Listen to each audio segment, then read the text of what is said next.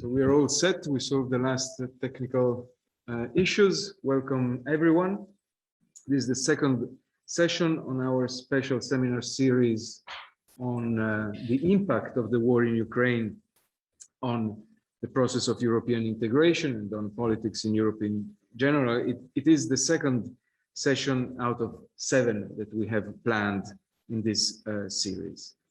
And today's session is on the impact of the war on energy policy, in particular gas, energy dependence and the transition. And the session will be introduced by Ilaria Conti of the Florence School of Regulation. Welcome and thank you very much for accepting to give this initial input. Thank you everyone for being with us. We have a larger audience online. We will alternate questions between those here in the room and those attending online. The slides are already shared, I think, so we are ready to start. Ilaria, you have the floor. Thanks. So thank you very much. Thank you, Daniele, for the kind invitation. It's really a pleasure being here with you today and have the opportunity to share some reflections, some of the work that we've been focusing on in the gas area of the Florence School of Regulation in the course of the last few years, and of course, more and more recently because of the dramatic facts that are occurring, as we all know, between Ukraine and Russia and after the invasion of Ukraine from Russia. So I already thanked Daniele for proposing this title. I think it's perfect because it puts close together dependence and transition, which have possibly been two of the biggest challenges that European energy policy and regulation had to address in recent years. So today I will offer a perspective on the specific European energy policy and legislative initiatives that have addressed particularly dependence.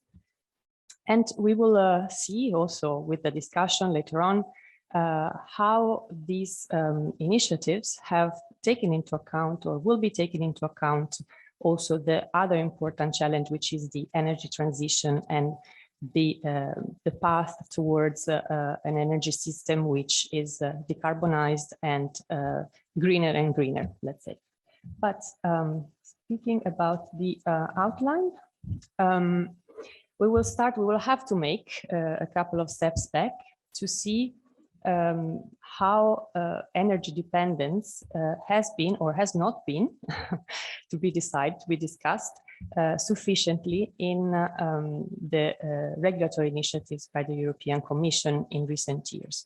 Obviously, we talk about dependence because we all know that Europe is largely dependent, has been traditionally largely dependent on imports of energy from other countries. Therefore, this is, let's say, an evergreen issue that Europe traditionally had. Of course, we are talking about this under a different pressure nowadays. It's not just a theoretical lecture on legislation, on security of supply and dependence, but it's rather trying to understand if what we have in terms of instruments is enough to face the current challenges and the future. In the second part, indeed, we will see whether the Russia-Ukraine war had a significant impact on the business as usual, let's say, energy markets in Europe, and also which solutions we have in our box and what will be the impact of the latest initiatives on the energy transition. So I hope we will have a lively discussion. So let's go very much back in time when the whole European energy policy was really started. We are talking about the late 90s. So European energy policy starts really in the second half of the 1990s. And since then, the 3 main pillars around which energy policy revolved have always been competition, security, and sustainable development. This, in the course of the last 25 years, these are the main pillars. So any initiative, any publication by the European Commission in terms of energy policy has addressed at least one of these pillars. But as you can understand, today we will mainly focus on the first one, security. So actually, security is the way to ensure independence in the long term. And the security challenge, believe it or not, was not a formal concern for Europe before 2005, so quite late. As I said, Europe has always been largely dependent on energy imports from outside of Europe, but Europe seemed to live under a sort of nice curtain without worrying too much about potential disruptions until 2005. So what happened then at that time? There was the very first, unfortunately, preview of what we are seeing today. The first gas crisis between Ukraine and Russia, which happened in the winters of 2006 and 2008, and which really represented the wake-up call for Europe. So what happened is that Russia back then decided to simply interrupt the gas flow to Europe. And back then, the situation was much worse than what we are witnessing today, because the interruption of flow was sudden, unexpected, and total. And back then we had some countries in Europe which were largely dependent, not to say exclusively dependent, on Russian gas. And this created several issues. There were even victims for the cold in some of the European member states. So immediately after this wake-up call, Europe reacted, and there was a specific group called the European Gas Coordination Group, which was set up in 2006, and it still exists. It meets regularly in Brussels. It has really the purpose of checking regularly what the security level is in each member state, and also make some tests, some sort of how do you say? Well, some sort of simulations for in case of potential interruptions. Also, about 1.4 billion of euros were devoted to gas projects, because Europe realized that it was not enough, obviously, to set the right policy, but also infrastructure to make sure that Europe would be safe were essential. And then in 2010, we had the publication of the first security of supply regulation, which addressed some important issues, but we will not go into the details. After a few years, the gas coordination group started, as I said, making the first simulations. And in 2014, the stress tests organized by the European Commission tried to forecast what could have happened in case of a disruption for 6 months of the gas flow from Russia. And as you can see, the results clearly showed at least two things.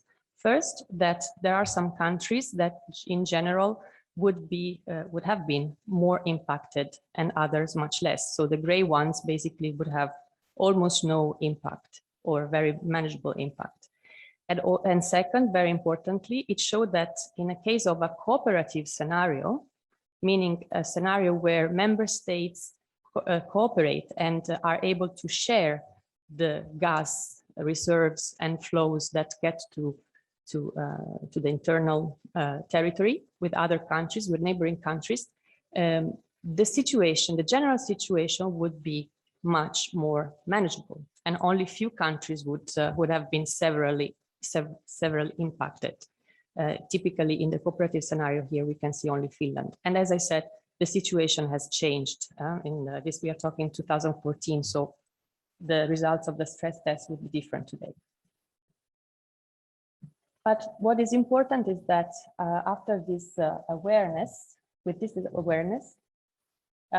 energy security in 2015 becomes the first pillar of the Energy Union strategy. After that, in 2016, we had the publication of the so-called Energy Security Package 2016. It includes many different regulations and strategies. You see them here listed. If you have any questions, I'm happy to reply in in the Q&A session. But just to highlight to you that there were some very important new elements in this package. The concept of solidarity, which is almost a direct consequence of the results of the stress tests. Europe realizes that solidarity is important, is essential in case of energy disruptions. Particularly, solidarity should address the so-called protected customers or vulnerable customers, whose definition, by the way, is still a bit different depending on the member states.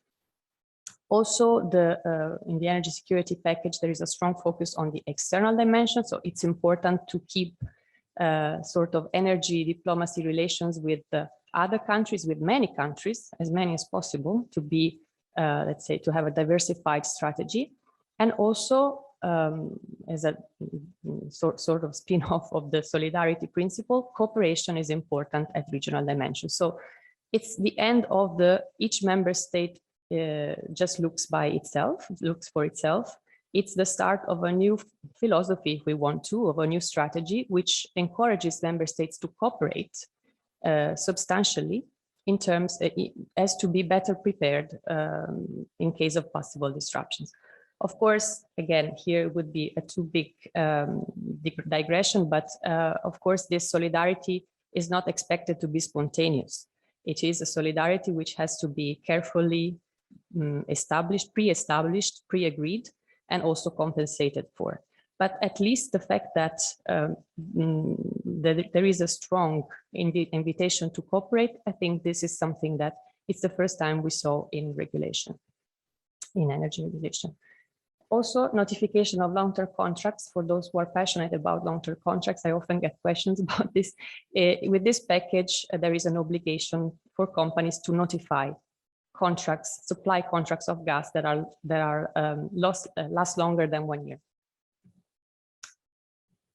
The second pillar, as we said, is sustainability, sustainable development. So let's say that shifting a little bit away the focus from security, we see that in more recent years, so now we are talking about between 2017 and now, the Commission has greatly focused on the sustainability dimension, on this second pillar. Many of you, I'm sure, recognize the famous picture of the European Green Deal, which is now the leading framework for all of us, for Europe, to achieve carbon neutrality by 2050, and which also involves energy, of course, and several energy initiatives. And more specifically for our sector, the energy system integration was published, providing a visionary plan, let's say, to integrate different sectors with the energy sectors and moving away from a commodities structure system to a more integrated and circular system. So the keywords, if we want to, in these years are definitely clean energy package, another major legislative package, renewables, electrification, decarbonization, energy efficiency, also hydrogen entered the picture and more so, climate targets and carbon neutrality. So as you can see, security has a little bit disappeared from the radar in this last 5 years.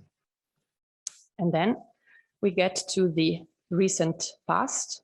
We all witnessed a big and dramatic energy crisis, started in October, or let's say September, October last year, where suddenly there was an incredible and sudden rise in energy prices at a wholesale level. So gas touched plus 400% in October compared to April, and electricity plus 200% in the same period. So as you can see in the graph, there was a continuous and continuous and very steep trend in the rising of energy prices. You can also see that all these little lines, they represent different hubs, different gas hubs in Europe. And you can see that basically this means that since there was such a homogeneity in the reaction, it means that basically gas price grew more or less homogeneously everywhere in Europe. So let's say that in the bad situation, at least we were all on the same boat. And here in electricity, this instead represents electricity wholesale prices. You see that They rose everywhere in Europe, in some countries more than others. And this is a question I usually ask to our participants in the training. Why is that? I will give you the immediate solution. The reason is that in some countries, electricity is more strictly linked to generation from gas. So in some countries, electricity is generated from fossil fuels, mainly for a different percentage. So those are the countries which had a higher increase. In Scandinavia, as we can see, where countries rely on a bigger mix, renewable energy mix, the increase was lower. So why did this happen? How am I going with the time, Daniele? Is it okay? Okay. So why did it happen? The crisis was the sudden energy price spikes were mainly linked to basic rules in economic rules, I would say, an increased demand and a reduced supply. And we all know from basic economics that when this happens, the price just simply goes up. So nothing too special. Yes, okay, it was what somebody called a perfect storm, because we had quite a number of elements contributing to an increased demand and quite a number of elements contributing to reduced supply. But we can't forget, we can't neglect the fact that if this happened, this is also for some more structural elements, and you see them listed here. The traditional dependence on fossil fuels, because in Europe, still 1/4 of total consumption is met by gas. And also of course, the fact, as I mentioned, that electricity generation is still produced starting from fossil fuels for about 37%, which is not little. And also the traditional dependence on energy imports, 60% of the total energy demand, and particularly from Russia. Russia covered until last year about 35–40% of the total European gas market. So, taking a look to storage, which is also has always been a fascinating issue, but lately it has been quite widely debated in the public, also in the public debate.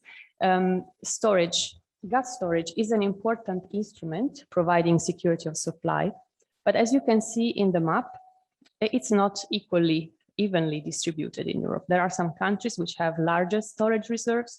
There are other countries which have little storage reserves, others which have none. But what we witnessed in October, when the crisis had started, was that countries with regulated storage had higher gas volumes in store. So storage is not regulated in every country. In some countries, it's completely left to the market. And those countries where gas storage was 100% commercial had lower levels in store. In general, however, the levels of European gas storage in October was much less than the average. So we had about 77% levels, whereas normally we would be at the beginning of the autumn, typically storages are full for about 80–85%. And this was actually quite strange. There are many reasons why this happened, how this was explained.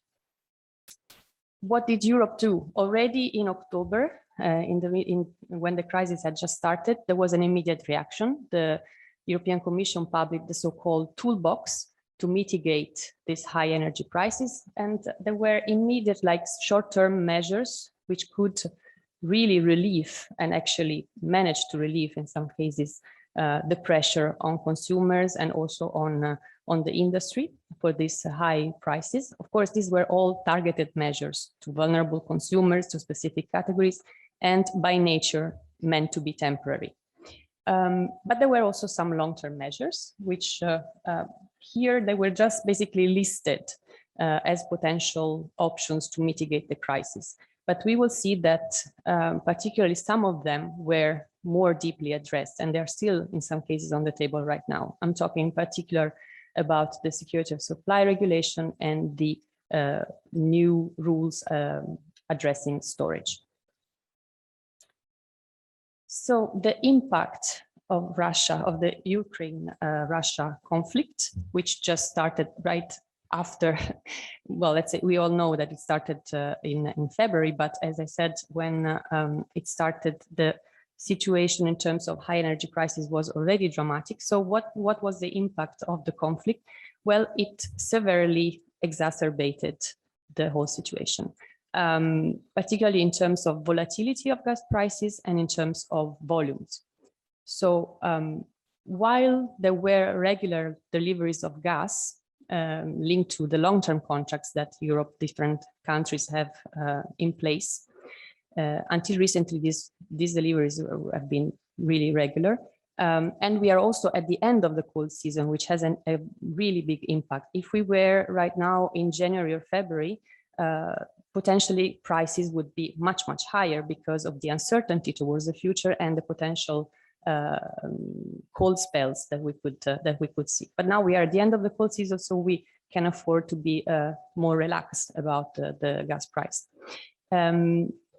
But what we are paying right now, and I've been paying in the last few months, is certainly a fear premium, how it has been called. So the gas price doesn't really reflect the effective scarcity at the moment, but rather the fear that there will be less gas in the months to come, in the weeks and months to come, and therefore that's how the market works. Gas prices are higher, and also a problem in terms of scarcity, because there have been indeed already interruptions of gas deliveries to some member states, as we all know. There could be more. And at the same time, since the LNG is a global market, it's difficult to predict where the LNG which we could use to replace Russian gas, LNG coming from other countries, where it will be redirected eventually, because LNG cargoes are by definition directed where gas prices are higher. So at the moment, Europe has higher gas prices, but maybe in a few months, with the rebound after the COVID, Asia will again increase demand, and therefore it will attract more gas volume. So we might have really a problem of scarcity in the next winter.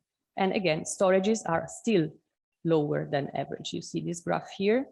The situation has improved, meaning that gas storages are being refilled, but compared to the average, we are still below. So hopefully we'll manage to get storages full by next autumn. So it's clear that European energy policy immediately has different targets, and it will have to meet them with new measures, and there is no time to waste. These are the three big challenges that Europe is facing right now. We know that in March, the European Council agreed to phase out dependence on Russian gas, oil, and coal imports as soon as possible. This is a new target. We didn't have it until 6 months ago, and has completely changed the approach to energy policy and energy regulation. It has put a big pressure on accelerating many of the initiatives that were already taken, but it has really put higher and higher the bar of meeting these targets. But let's say we have little choice at the moment. But RePower EU, that you see represented here, is the very recent plan published by the European Commission. It was actually published, one part was published in March, and the second part was published only 1 week ago. So this is really fresh news. We are still also in Florence School, we are still in the we are still going through the documents, through the pages. But what we can already see is that it has three main objectives: diversification of energy sources, accelerating the clean energy transition, and it also addresses energy efficiency. So saving energy is very important. 300 billion euros were, let's say, included in this plan, as to make sure that investments and reforms are successfully brought to completion. In terms of renewables acceleration, we have a higher target for renewable energy, from 40 to 45% in 2030. Also, the energy efficiency target has been increased from 9 to 13%. But more concretely, I would say in terms of renewables, there is a new procedure aiming at accelerating permitting. We all know that in some cases, it's very difficult to get the right installations, the right renewable energy installations in a quite, let's say, decent timing. Even Commissioner Timmermans declared that sometimes today, in order to have a wind turbine installed, it may take up to 9 years. So we can all understand that it's not possible to wait these times, and therefore the Commission has addressed this issue with the faster permitting procedures. And there are very ambitious targets for solar energy, wind energy, hydrogen, and biomethane that are all cleaner alternatives, of course, to fossil fuels. Diversification is important. New energy partnerships have already been established and more are in the making. There are also some other specific initiatives that I would be happy to address if time allows. I will have them in the next slides. Yes, because this is something that has been discussed already for a while. Some specific proposals for gas, because we all know that in the immediate terms, so in the very short term, there is also a scarcity issue to be addressed, and this has to be addressed with the new elements. Two of them you can see here. The idea of joint procurement, which basically consists in setting up a single buyer at European level for gas. So until now, procurement of gas was only something that private companies would do. So the purchase of gas is something that belongs to the commercial, let's say, sphere. The idea is to join forces between member states and negotiate, so sell and buy amounts of gas, quantities of gas, which could be then equally distributed in Europe. In the RePower EU, there is a proposal for setting up a platform, which in the long term should be used for the joint procurement of gas, LNG, and hydrogen. It's not clear. There are not so many details, so it still needs to be assessed. But here you can see that I collected some input on the idea. I think it really depends on how the whole system is organized, because it's not clear, it's not evident that this idea of a joint procurement of a single buyer would lead to better deals for European citizens or to more successful negotiations. So it will have to be really carefully addressed how this mechanism should be set. Of course, it could have a geopolitical value, because in this joining this, let's say, club for negotiating gas purchases could be important for those countries which traditionally do not have an open or liberalized market. In fact, this platform proposed under the RePower EU is also open to countries in the energy community, etc. So that is something that could add value to the whole idea. The other proposal addresses storage. The Commission has published also in March a new legislative proposal, and it imposed the mandatory refilling of gas storages by November 2022 up to 85%. And also provides some initial thinking, let's say, on a burden sharing mechanism. So it's obvious that since not all member states have storages, it would make sense to make this a common good, but it will have to be pre-agreed. So it will have to be supported, the system, by pre-agreed solidarity arrangements. And I think other initiatives as well are under discussion. I'm sure you heard in the news about the idea of setting up a European gas price cap, and also a potential reform of the electricity market design is on the table. As we know, as I said, the electricity price is linked to the gas price. So some countries, some proposals have been looking into the possibility of delinking the electricity price from the gas price. Okay, and I think this was the last one. Yes, well, just some conclusions.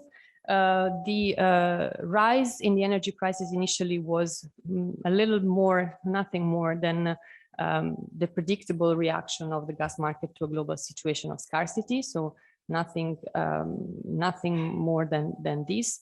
Then, of course, the Russian-Ukrainian conflict had a big impact on the pre-existing situation and led to other disruptions also in other sectors. We are now witnessing shortages of raw materials. We see the impact that the war is having also on food worldwide and transport, etc. So should these conditions remain unchanged, the next winter could be really a difficult one, probably the most difficult point in the past. So probably after the next winter, we will be better off. We will have made the right investments and we will have already a different level of dependency. Europe has reacted with several initiatives looking at the short and medium term. Some of them will need to be carefully assessed, as I said, because we have to keep in mind that changing completely upside down the rules of market design in electricity and gas would come at a cost. And perhaps we have to keep in mind that hopefully the current situation will be a temporary one, and then we will go back to normal soon, hopefully. In the long term, investments in renewable energy will increase the internal energy generation. This is very important and will help the linking current energy prices from gas prices. So if we invest in renewables now, in the medium long term, we will manage to achieve a better level of energy independence and also potentially in the long term to more stable and lower energy prices. To use the word of the Commission to conclude, the clean energy transition is the best insurance against price shocks like the one that Europe is facing today. It's time to speed up. Thank you very much. Okay, many thanks to you, Ilaria. This was very, very interesting and gave an excellent overview. We can now open up the floor for discussions, questions, comments. We run it like last week. It's very informal and it's really like a debate. It's not really a Q&A session for you, but it's just a general discussion. So we can start with questions from the room. So Anna.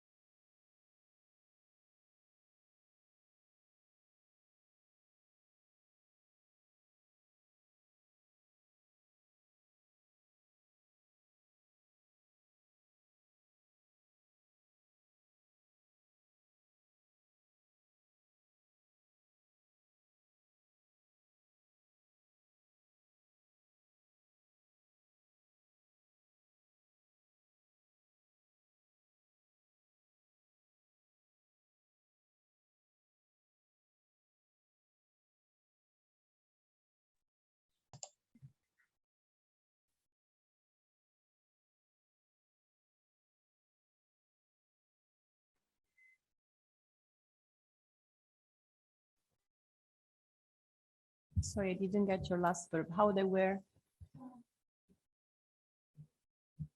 Where they were created. Sure. Okay.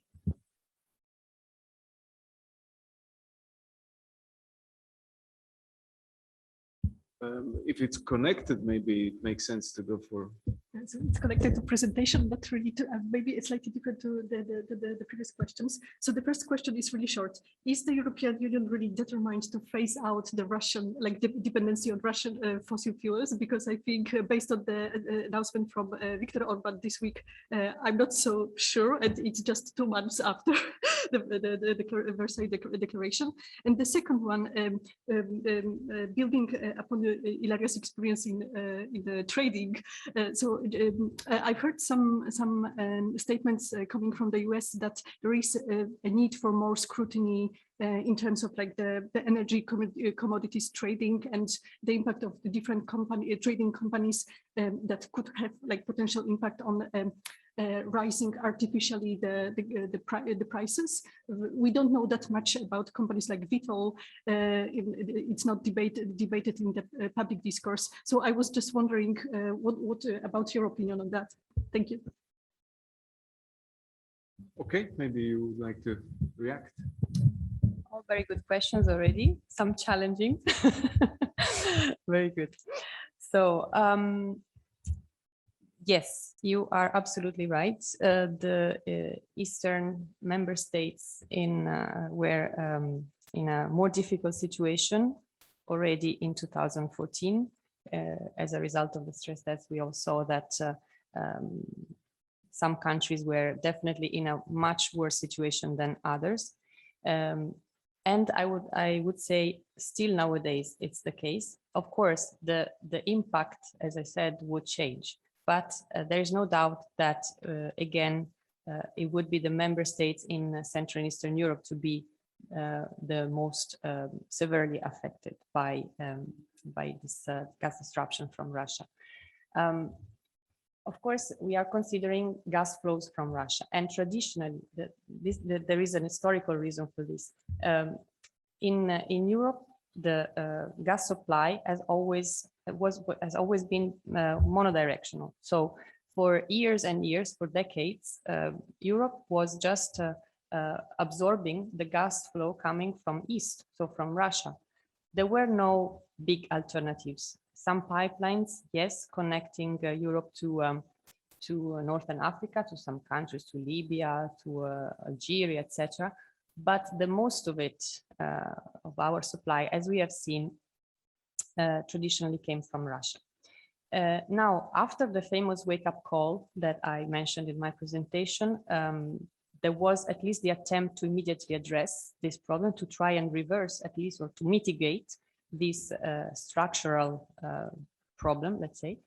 And in this sense, you've seen the infrastructure for which 1.4 billion euros were committed. We're really going in this direction. Europe has a precise process to identify which infrastructures are essential in Europe. They are called projects of common interest. And there is a specific process aiming at identifying, selecting, and in some cases, financing these projects, which are meant to provide relief to increase let's say, the energy security, particularly in those countries in Europe, in those regions in Europe, where energy security is lower because of infrastructural problem, because of tradition, etc. So this was done since 2004, also to improve the situation for some member states in Eastern Europe. Sufficient enough is a big question. Certainly, as I said, the impact would be less severe right now, but we can also say that the issue wasn't completely solved. I want to mention also something which I think was very important to change this monodirectional flow. Something quite innovative for Europe was implemented, the specific infrastructure to allow reverse flow. So nothing too, and it's not rocket science, but thanks to some compressors placed in the right, in some specific locations in Europe, it is now possible to change the direction of flow so that we are slightly more independent, let's say. So even if still the majority of gas supply comes from Europe, from from Russia, it is possible to manage the flow once it is in and to redirect it to where it is more needed. Yes, and I think this replies to your first question. Storage, how does that work and why was it set up? Well, this was, as I said, storage was something at the discretion, has always been something at the discretion of the member states. Traditionally, we have to take into account that in the past, there was no liberalized market, no open market in Europe. Therefore, it was just up to the member states to decide whether to facilitate the storing of gas in their own territory. And some of them did, some others didn't. In some cases, it was simply not possible. This comes with some geological considerations as well. In some countries, it's simply not possible to store gas for geological reasons. Let's say that storage is indeed an important instrument. Nowadays, the total capacity that can be stored in Europe of gas amounts to about 100 BCM, which is about 1/4 of the energy of the gas demand in Europe. So this means, I talked to some people, I heard different opinions of this, but it seems that in the case of a disruption, we could do with storage reserves for about 1.5 months, 2 months. Different opinions, as I said, but, and of course it depends also on which period of the year we are having the disruption. If it's full winter, of course, the consumption would be much more accelerated.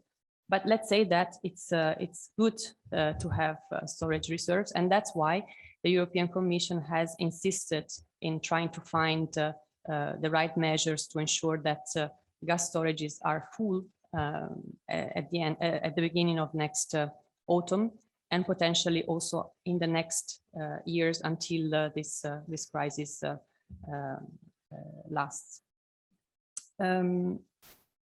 Maria, your question. So is Europe really determined to phase out fossil fuels? Europe, I think it has already demonstrated the goodwill and really real intentions to do that. The Council, when they met in Versailles, declared it openly. It is in the conclusions, and it is also the leading principle for the RePower EU. So it has precisely the scope of phasing out oil, gas, and coal from Russia by 2027, which is in only 5 years. So of course, this would be will be a major challenge, but there are also some important measures aiming at reaching that target. Now, if the question is, do all member states want to really cut gas supply from Russia? This is a different question. And we are all seeing that different member states have different answers. And you correctly mentioned Hungary, and which is seems to be in between the European will to phase out fossil fuels and Russia. So then your other question regarding misbehaviors from companies, this is always possible, but it's a question that always requires a deep analysis of market behaviors. You need to look at the data, you need to look at potential market abuses, and these are recognizable. That the beauty of having achieved progress in European gas markets in the last 20 years, thanks to European legislation, is that there is much more transparency now. So although no market is perfect, at least now we have the instruments to check when something goes wrong, or when something is, let's say, can be suspicious at least. So we have the instruments to detect, to identify, and to also punish such behaviors. So this is something that will need to be checked carefully. What I can say is that it's obvious that there are some different typologies of companies doing trading of gas, and some of them, for example, have final customers, and therefore they want to make sure that the physical flow of gas actually gets to their customers. There are others that are so-called pure traders. They do not have customers. They are just basing their business on the efficient redirection of capacities in different points. So, of course, they have different strategies, and they need to be they all need to be monitored carefully. Okay, thank you. So yes, we have more questions. We go online for the next questions. Mikal. Yeah, hi, can you hear me okay? Yes, we can hear you. Awesome. Yeah, my question relates to the first set of comments and questions on Eastern Europe, and specifically renewable sources generation and the targets under the RePower EU kind of perspective.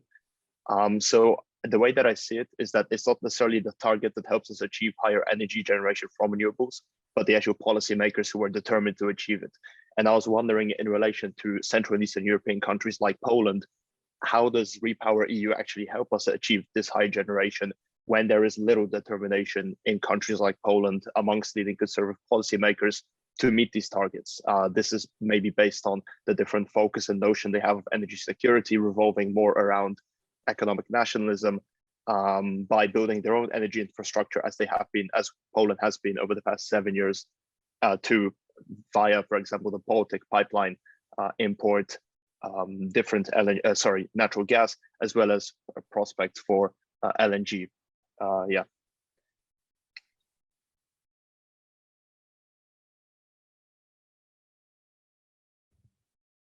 So we can take also the second question from online, which is Dimitri.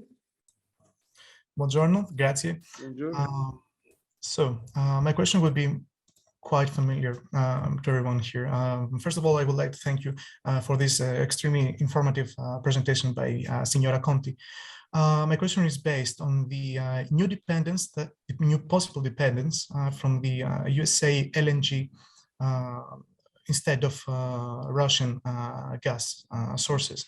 And based on your experience and your background, would you believe that after this war, this new war in Europe, that unfortunately is going to end with more bloodshed, would you believe that possibly European Union could also start cooperating again with Russian enterprises instead of American LNG companies? Thank you very much to both for the questions. So again, the first question is again a sort of trial to the intentions of some member states, and there I'm afraid that I can only reflect, just like any of you, on what I've seen and the current approach to some initiatives at European level. I mean, the whole sustainability trend, the efforts in trying to make the energy mix, the European energy mix, cleaner and cleaner. I think this is something that all member states committed to, and that's why we have now EU-wide legislative proposals, some in the course of implementation, others in, let's say, they are now under the evaluation of the Parliament and the Council. I'm thinking in particular about a legislative package, which is very important for us, the so-called hydrogen and decarbonized gas markets package, which was released in December last year, and whose proposals are now being evaluated in the Parliament. So it is an important moment, it is a key moment for Europe to really stick to the sustainability actions and plans that were released in the last few years. And in my opinion, I think that Europe has showed already to be quite brave, because it would have been very easy in such an emergency situation to just set aside or put into brackets, freeze all the good initiatives in aiming at, stimulating renewable energy production, abating CO2 emissions, even methane emissions, so all sort of greenhouse gases emissions, and also energy efficiency, because they might seem in the current circumstances as something that can wait. But Europe instead took, I think, a very brave approach and decided to keep high and firm the bar of decarbonization. And this is something that, even though seems difficult, challenging, expensive, and it will probably be at least partly, but it will, it's the only possible choice, and it will pay off in the medium long term, because it will really help us becoming more resilient and making sure that the energy sector in Europe will not have to be linked with to other countries' politics, and this will be a great achievement. It's something that we will see for the first time.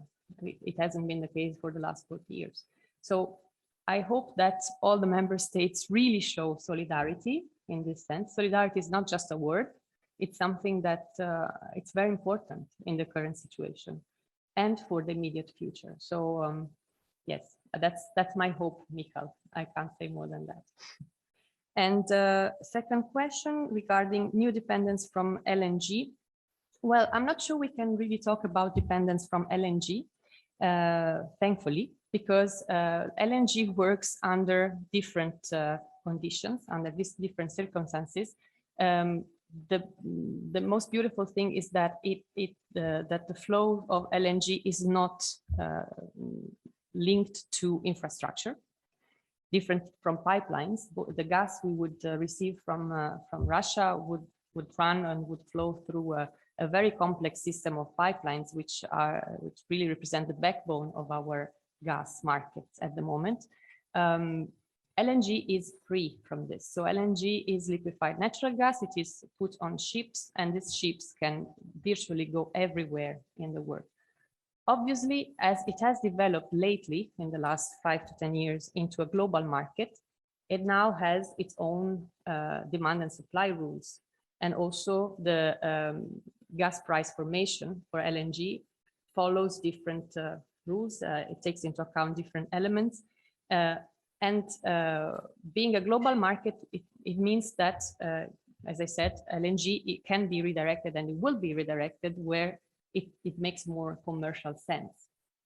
And that's where Europe tries to intervene. So in order to secure a certain amount of LNG coming to Europe in the next winter, Europe is now making these agreements, striking these deals with different companies, as you said, US companies, but also with different providers, with Egypt, with Israel. Some agreements have already with Qatar, and this helped, and obviously Norway, which is the other big important supplier for Europe. So all these efforts go precisely in the direction of making sure that there is enough LNG coming to Europe in the next winter, which is something not to be taken for granted, because we have the big Asian markets that are absorbing traditionally big amounts of gas. And we have a situation of shortage because of the supply, of the cuts in the supply from Russia. So this will have to be secured. This is the amount of gas, of LNG, which seems to be the easiest way at the moment to have alternatives, gas alternatives to Russia, will need to be secured. After the crisis, what will be the situation like? Very difficult. I'm sorry, I don't have a crystal ball, but it's possible that in the future we will get back to a business as usual situation. Obviously, I expect that Europe will be able to continue doing business with those countries which will present a situation, a political situation, which will not jeopardize the result of the agreements, right? So we want to ensure that if we negotiate a good deal with a third country, this third country is reliable enough so that the contract, the deal can actually be honored. So this is, I think, something it's a rule that always needs to be taken into account, and it will be the case also for the future. So we move on with so we have 2 questions from the room. You go first. Can you say your name maybe briefly? Yes, good afternoon, everyone. My name is James Kneebone, and I'm a researcher here at the UI. Thank you very much, Ilaria, for the presentation. It was very informative, very comprehensive. I wanted to come back to the subject of long-term dependence and learning from our mistakes in this regard. You talked about how important the transition to renewable energy was and creating our own domestic energy as far as possible to break that dependence. But it's well understood that we'll still require huge imports of energy to meet our demands, even with energy efficiency gains and so on. Reflecting perhaps a little bit also on infrastructural links and how important that is, how do you perceive the risk of future dependencies on decarbonized imports of energy and how that's evolved? So I'm thinking, for example, of imports of hydrogen or ammonia, or even electrons themselves through cable. So it's been discussions about physical pipeline or cable connections with North Africa or Ukraine or other parts, but it's also possible to import molecules on ships like you were reflecting with regards to LNG. So I'd be interested to hear your reflections on, those future dependencies in a decarbonized world where we still need energy inputs. Thanks. I have also a question. In all this, I mean, it's a naive question, but in all these strategies and responses by the European Union, nuclear power doesn't feature at all. Is this a correct assessment?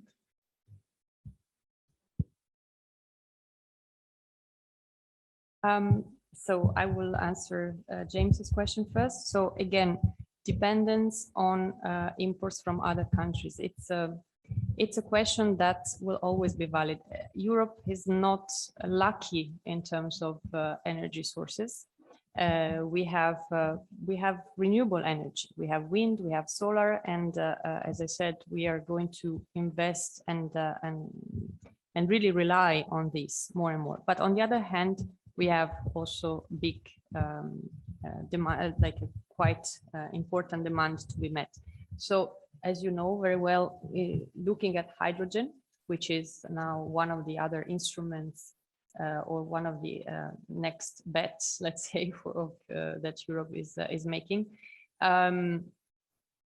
Also for hydrogen, it will be possible to produce hydrogen internally, but it's been already largely estimated from several sources that we will need to import hydrogen as well. So hydrogen will not be the silver bullet that will make finally Europe independent in energy terms. So this is something that we need to take into account. And hydrogen, the hydrogen that we will import will probably mainly be imported from Middle East, from Northern Africa, from the neighboring countries. For me, it's difficult to think of a real dependence if we are good enough, if we manage to diversify the sources of imports in this sense. So this is something that we should always keep in mind.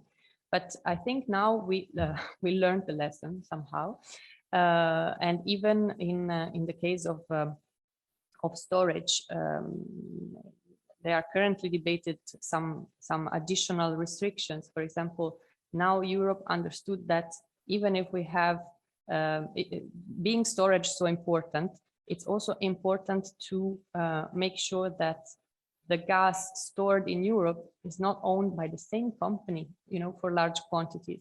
So again, this is something which has always been the case. Some companies sometimes had a big percentage, owned a big percentage of the gas in store in Europe. And this was not perceived as a problem until now. We realized that Gazprom was also the owner of several quantities of gas in store in Europe. So an attention to not becoming dependent, just changing the source of dependence is definitely something that will be taken into account. That's it. I replied, yes. Okay, good. And otherwise, nuclear power. Nuclear power has not been treated as a separate subject. That's true. Nuclear electricity is simply electricity. So it has been addressed in European energy regulation, just like any other type of electricity. Maybe a specific attention to nuclear as a source was devoted to nuclear as a source for generating hydrogen. This is a completely separated debate that Europe has been engaging in the last couple of years, I would say, in trying to understand what type of hydrogen can be really considered renewable. And the main question then would be, is nuclear electricity, can it be considered renewable or not? And in the latest discussions, well, the latest, let's say, official document on this was the so-called, it was a delegated act addressing the so-called European taxonomy, which is taxonomy aiming at defining which investments can be considered really green. And nuclear was considered one of those. So yes, so but there is no certainty, it's not, there is really no definition or stamp that nuclear electricity is green and that hydrogen can be produced, green hydrogen can be produced from nuclear electricity yet. We'll probably get there. Thanks. So we go back online, and can I just say, we have more people online than in the room, and it really affects the kind of how the seminar runs. I mean, it's much less debate, it's much more Q&A. So at the end, I'm going to say this again. I think it pays off to come to the room if one. It's very, very different from last week, for example. It's still extremely interesting. Such a beautiful but room. it's just it doesn't debate as much as with people looking at each other in a room. But let's go back online. Andrea is next. Thank you. So I'm visiting the Department of Economics. I had a question on the price cap that has been discussed recently. So I had two sub-questions. So the first one on, let's say, what you should expect from the measure that was implemented in Spain and Portugal to break the... Andrea, we cannot understand what you're saying because there is a strange effect on your voice. It's very, very difficult to... Can you hear me now? Now it's much better, yes. Okay, sorry. Okay, I'm gonna repeat everything very quickly. So I had a question on the price cap that has been discussed recently. So the first question would be on what we should expect from the measure that has been implemented in Spain and Portugal to break somehow the link between gas prices and electricity prices. And the second one would be, what's your view on a more generalized price cap potentially on the price settled in the apps? Whether it will be, feasible, advisable, and your thoughts. Thanks a lot. Thank you. Maybe we can take the question from Sergio as well.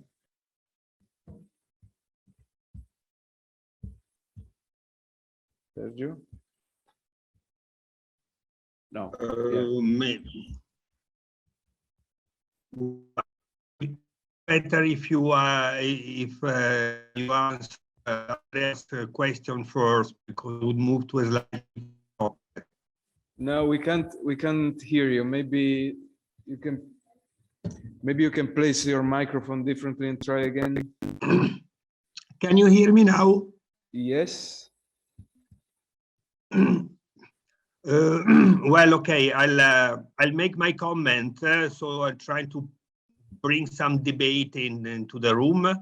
I have a comment about the single buyer proposal. I feel that this would be such a big reversal of European gas market design that it's probably both very difficult to implement and probably also dangerous, because it would at least spoil many initiatives, including initiatives that are good both for Europe's supply and for environmental purposes. For example, some companies are shopping for more gas and offering the development of renewable power generation in the country's origin of gas, which is an excellent type of deal, but that's very difficult to do with a single buyer. So I'm very skeptical about the single buyer, except if the single buyer would not, I mean, I should not use this word, I would consider very favorably the joint procurement body for gas to be stored. I mean, this is something that would probably be better, easier, and more flexible and more market-oriented than standards. I mean, understand the standards about how much gas should be stored, but in the long term, this standard may be quite inefficient, either too high or too low. While an independent procurement body could have a rather more flexible approach and pursue security of supply in a different way. But this would probably deal with, I mean, some gas for storage, not even all gas for storage, something like 10–15% of the gas market, not more. Sorry for not asking questions, but of course, I'm very interested in hearing the reaction and triggering maybe a debate about these options. Thank you. Thank you, Sergio. I actually also had noted a point on the single or the joint procurement, because yes, when you presented it, I thought it makes sense from a geopolitical point of view. It doesn't allow to play games, divide and rule, and or divide and conquer. So I don't know. From a geopolitical point of view, I could see the advantage. But now what Sergio says makes me think that yes, it would be more regulation. But in general, I have the feeling that all this is going towards more regulation and less market or competition. I mean, also what you said about when countries that have a regulated storage system seem to perform better than countries that haven't. So the general point here would be, or the question would be, is this impression correct, that there is a bit of shift from, well, competition as one of the initial pillars to less competition? I mean, the pillars on security and sustainability seem to go hand in hand, but competition is a bit on the side. Yes, excellent question. Good point. Very good. Also, the other questions, by the way, I will just reply to Andrea first. That is a very specific situation with the request of the Iberian Peninsula to consider the specific situation, the peculiarity that it has. I think they have a point in this, in saying that, you know, it's a specific situation because Spain and Portugal, in different points in the previous years, on several occasions actually asked for more interconnection with the rest of Europe, particularly in gas terms. So, but they are somehow cut off, really, of the main gas backbone infrastructure. So, in fact, I think their request must be read in this sense, and considering that now they are in a even more particular situation. If we consider that going forward, as we said, LNG will become more and more important as a supply source for Europe, and most of the LNG terminals are located in Spain. But then we have difficulty in bringing the gas that these LNG terminals will receive through to the right points of consumption in Europe. So this, of course, will be something to be considered. The missing infrastructure linking the Iberian Peninsula with the rest of Europe is something that we are now going to pay for. As I said, we always imagined the gas supply as a monodirectional flow coming from east to west, and now we are going to be in the reverse situation where we will have most of the gas coming from west through LNG terminals, and we will need to build infrastructure, gas infrastructure, which was something not even to be considered or conceived in recent years. Actually, Europe was in the process of phasing out, and investments in new gas infrastructure because we were heading towards more and more renewable. But now, in this particular situation, we are going to have to need some more investments in gas infrastructure, and the RePower EU has also provided for this some specific funding. So we have to just do with what we have. That's somebody has defined this as the whatever it takes moment for Europe, and it is indeed the case. We will have to respond to this potential shortage in energy supply with all the possible means that we have, even if some decisions will be painful, as this one of investing again in new gas infrastructure that will need to be amortized, but we don't even know when it will be possible and what the future usage will be once the crisis is over. So the Iberian case is a specific one, a very interesting one. I don't know if you are studying that, Andrea, and if so, it's a very good choice. Then second question, so joint procurement and the whole idea of a single buyer. I must say I fully share Sergio's view. Sergio, I haven't read your last paper yet, but I now look forward to doing it. I think we are very much aligned. I've always been quite skeptical on the idea of the single buyer. In my case, more for merely economic reasons. So my point is negotiating gas purchases has always been something belonging to the commercial domain, to the private sector. Companies do negotiate gas purchases, not member states.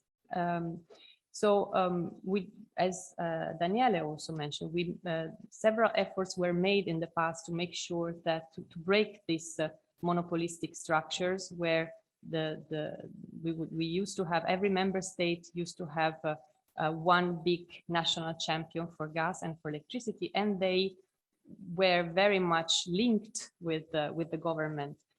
So years and years, decades of legislation to break this and to make sure that the gas market is indeed liberalized and open. And now it seems that we are making a few steps back with this proposal.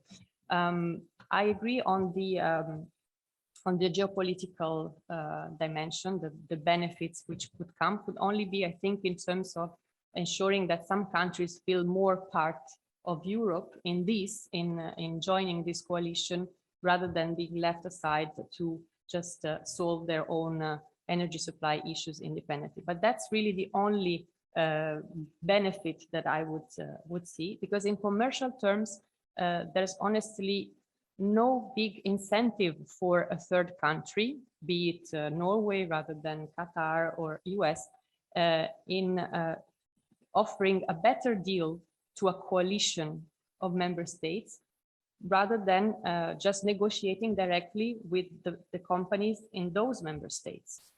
It's an open market. The final price at which this deal will be closed would be in line with the market price. So I don't think that by setting up such a complex system that, as you also said, Sergio, would be challenging anyway to achieve, because it would require having being in agreement between several member states on who leads the negotiations, what should be the final price, etc., etc. I don't think the whole system would really be beneficial. what might likely happen is that this coalition negotiates a certain long-term agreement for gas purchase for the whole of Europe at a price which would be higher than the alternative. And then in the years to come, European citizens will have to pay for the difference in this gas price.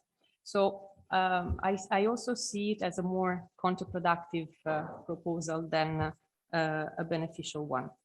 Of course, we are talking about gas, and gas has a pre-existing well-functioning market with companies that have no links with the governments and a very well-functioning market. This platform that is included in the RePower EU proposes that it could be used also for other types of purchases, LNG, hydrogen, and then this could probably be different, particularly for hydrogen, where we do not have a market yet. So we are reasonably in a good position to decide how to design this new hydrogen market, nascent hydrogen market. But I agree with you, storage would be different. So in fact, for me, rather than setting up a complex joint purchase system, we could simply decide that a certain part of the existing storage in Europe could be devoted for strategic reasons for the whole of Europe, and that regulated with some specific agreements. I think this would be simpler, easier, and it wouldn't imply a whole reconsideration of the market design for gas, which is exactly what this joint procurement entity would entail. One more thing, this idea of the single buyer is fascinating, and we heard a lot about it in the news as well. And sometimes I hear that it is compared to the system we used in Europe to purchase vaccines. So obviously, it's easy to make the comparison. We were successful in managing to buy a certain amount of vaccines for the whole of Europe, and there it was Europe negotiating for all the member states. It's a completely different situation. And the very first difference which comes to my mind is the type of product that we are considering. Vaccines have an expiration date. Gas doesn't. You can buy gas now and sell it in 10 years. You can store it. So this is already a big difference, which leads to completely different strategic considerations. And also, as I said, there isn't an open market for vaccines. Here we have for gas, we have a well-functioning market, which has proved to be successful, and that we should be careful not to turn upside down simply. Okay, Sergio, would you like to rejoin? No? Okay, thank you. So from online again, we have Marlene. Hello. Hi, I hope you can hear me. Yes. Maybe it's a super basic question, but about how many ships are we talking when we are talking about importing LNG from Africa or Middle East countries to Europe? And secondly, is it that far to wish that Europe is able to have enough energy by clean energies in future? Is it just not possible? Marlene, we understood the first question, how many ships, but not the second. Can you please repeat the second question? I'm sorry, my internet connection is not that good. My second question was just like, how far away is a scenario in which Europe has enough energy by green energy? Okay. Thank you. Okay. So thank you for the questions, Marlene. So quantification of ships is a bit difficult, but what I can say is that you have to take into account these ships are usually ships that, for example, in the case of LNG coming from the US, really it takes sometimes weeks, months for a ship to get to Europe, not to talk about Asia. So the LNG market is a specific one. So gas flowing through pipelines runs, it's less fast than electricity, of course, but it's reasonable to think that if a certain amount of gas coming from Russia can get to Central Europe, to Germany in a couple of days. Here we have to make different considerations. And therefore, for LNG, the whole system of purchasing and trading LNG takes into account this very big, this long duration between the moment of purchase and the moment of delivery. So ships are big ships with able to transport important quantities of gas. Then the gas, once it reaches the LNG terminal, is regasified and then is just enters, let's say, the regular gas system. As far as I know, there is also no limitation in the destination of delivery, for the delivery of LNG. So it means that depending on the opportunity, a company can buy a certain LNG cargo, say coming from the US, but then because there is no, at least in the LNG spot agreement, there is no restriction on the destination. It's possible that the same cargo eventually is bought by another company at a higher price, and therefore the ship simply changes direction and delivers it to the new destination. So this is a risk that is to be taken into account, unless, of course, there are specific agreements, really strong agreements that, of course, make the price of gas higher, of course.